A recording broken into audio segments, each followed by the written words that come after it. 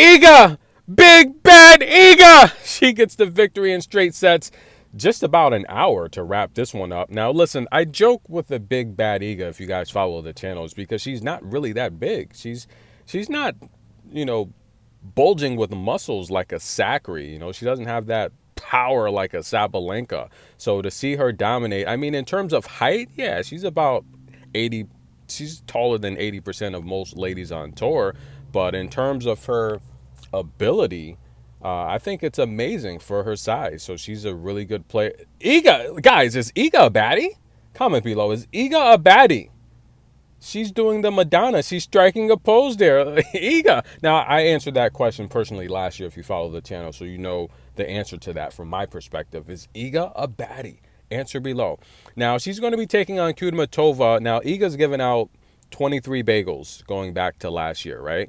And Kudermetova, yeah, she's one of them. The last time she played, she gave Kudermetova a bagel. Now, ask about her next opponent and how it feels to make it to the semifinals. She said, well, first of all, anyone that makes it to the semifinals is playing good tennis. So congratulations to Kudermetova. She would go on to say she is familiar with Kudermetova's game, so she's prepared for the match. And she said she's going to get rest and recovery. And, I mean, that's the advantage of being number one, to be honest with you guys. Look, making your opponents wait a minute or two, hey, I mean, she's number one, you know? I mean, you got to have some perks as number one. I think playing the primetime match, which she will be playing tomorrow, is the main priority.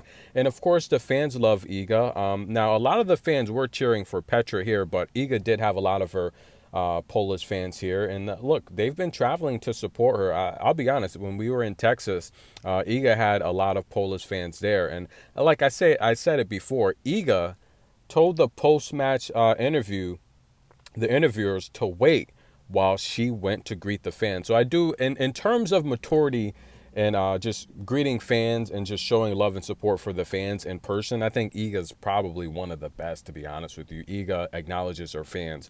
So I do appreciate Iga from that perspective. And I think she's been a good number one to the fans, you know, and that's what we want to see. And I think tennis is better when we have a clear number one because the ladies know who they need to gun for. They know how high the bar is set and they know what they need to strive for.